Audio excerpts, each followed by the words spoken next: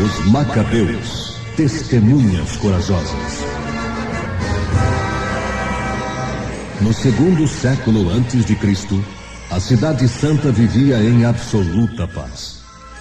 O povo participava das cerimônias e respeitava os mandamentos nos mínimos detalhes por causa da santidade do sacerdote Onias. O rei Seleuco da Ásia Menor enviou a Jerusalém o seu ministro Heliodoro para confiscar os tesouros do templo. Seguido de escolta militar, Heliodoro entrou no templo e dirigiu-se ao cofre principal. Mas o poder de Deus se manifestou.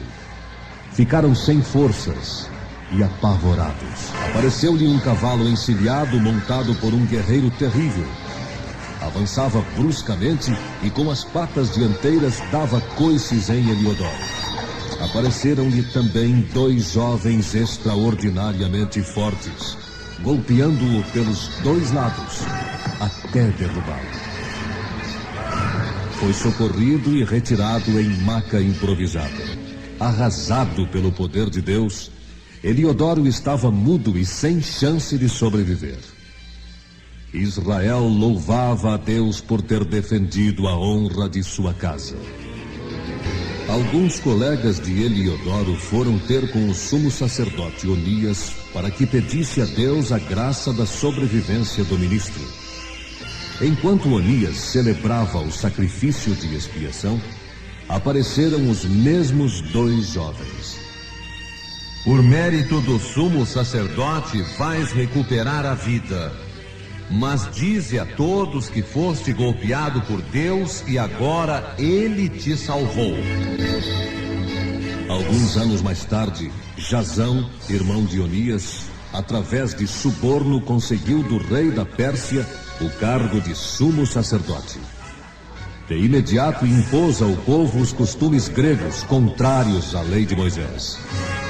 Jazão mandou construir um estádio e obrigou os jovens mais fortes a usar trajes gregos. Os sacerdotes descuidavam do templo e participavam dos jogos proibidos pela lei de Deus. Suspeitando de revolta, o rei da Síria conquistou Jerusalém e massacrou jovens, velhos, crianças e doentes. Saqueou o templo, levando os objetos sagrados e as ofertas do povo. O altar do Senhor foi destruído e o templo tornou-se um antro de malandragens e orgias. O rei mandou a Jerusalém um cidadão ateniense para obrigar os hebreus a abandonar as antigas tradições. 2 mulheres que haviam circuncidado os filhos de acordo com a lei de Deus foram jogadas muro abaixo, junto com as crianças. Era proibido cumprir os mandamentos de Deus. Alguns hebreus foram queimados vivos porque celebravam clandestinamente o ritual do sábado em grutas. Judas Macabeu não se conformou com o opressor.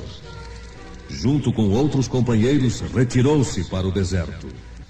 O mestre da lei, Eleazar, durante um banquete sagrado, foi obrigado a comer carnes proibidas pela lei de Moisés. Mas ele se recusou.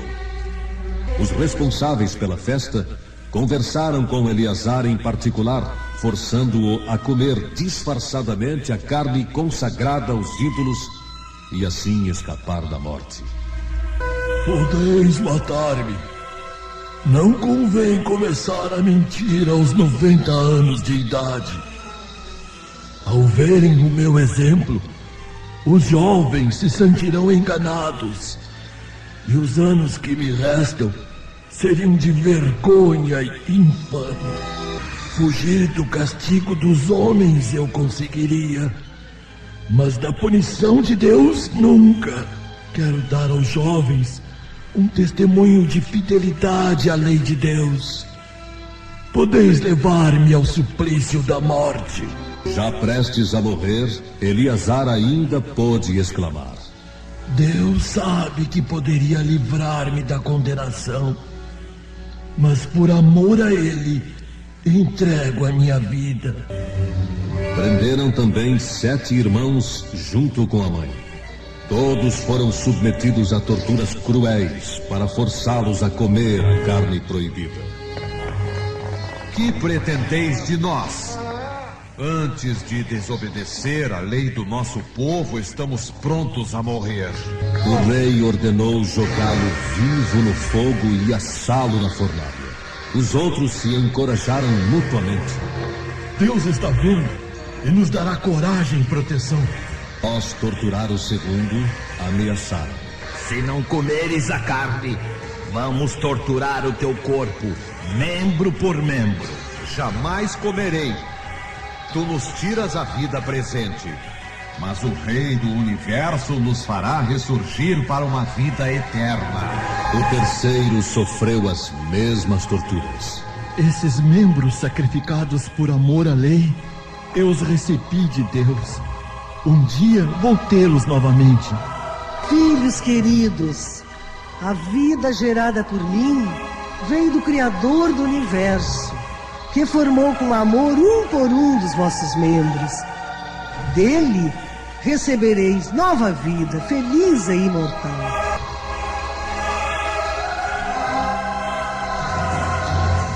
Após executar os 6 irmãos, o rei convidou o caçula a trair a lei de Moisés, enganando-o com promessas de riqueza e honras na corte. Como o jovem nem deu resposta ao convite, interpelou a mãe. A mãe abraçou-o e disse: Filho querido, lembra-te, tudo que há no mundo é obra de Deus. Não tenhas medo desse assassino. Honra o exemplo dos teus irmãos. Quero que estejas com eles no dia em que Deus manifestar sua bondade ao mundo. Ficai sabendo, antes de tudo devo obediência à lei de Deus e não ao rei. E peço a ele que se lembre do seu povo e que um dia também vós possais reconhecê-lo como o único Deus. Após a execução do menino, o rei ordenou matar a mãe. Foi um testemunho não só de amor à lei de Moisés, mas acima de tudo, de total confiança em Deus. Judas chamou para junto de si os que eram fiéis à lei. Rogavam a Deus que continuasse a defender com amor e salvar o seu povo. O governador da região mandou um exército numeroso para acabar com todos os hebreus, espalhando pânico geral entre o povo. Judas reuniu um grupo respeitável de voluntários, prontos a enfrentar o poderoso rei. Nosso inimigo confia nas armas. Nós confiamos em nosso Deus Todo-Poderoso. Eleazar fez a leitura do livro sagrado e proclamou: É Deus quem nos ajuda na batalha vitoriosa. Deus combateu ao seu lado.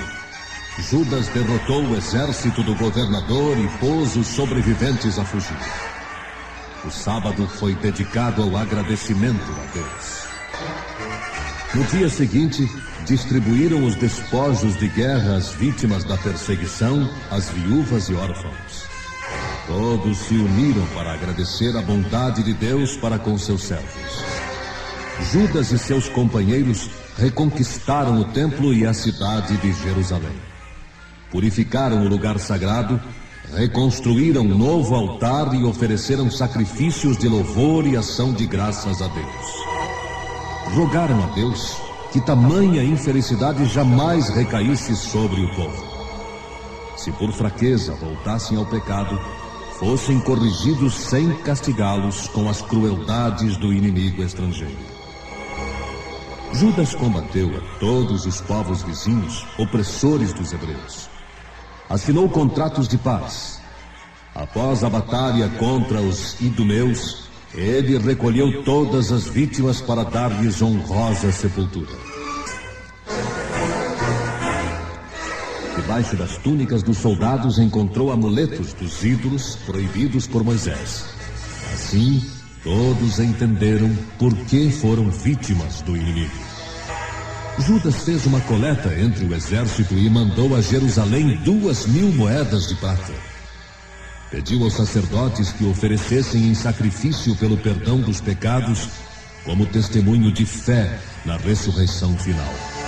Se Judas não acreditasse numa ressurreição futura, não devotaria tal fé mediante sacrifícios e oração. Alguns anos mais tarde, o rei da Síria nomeou Nicanor como governador da Judéia, com ordens de matar Judas e dispersar seu grupo.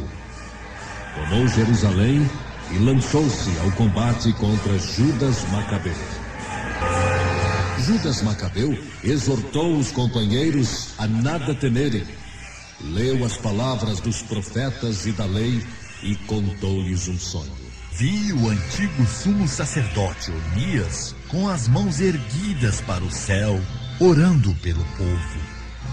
A seu lado, Jeremias entregava uma espada de ouro com uma inscrição: com ela vencerás todos os inimigos. Animados com as palavras de Judas, os hebreus tomaram logo a ofensiva. Estava em jogo a cidade, a fé e o templo de Jerusalém. Ao avanço do inimigo, ao som de trombetas e cantos de guerra, os soldados de Judas contra-atacaram, invocando a ajuda de Deus. Desbarataram os inimigos e louvaram a Deus, marchando em triunfo até o templo de Jerusalém. Juraram celebrar para sempre aquela data sagrada.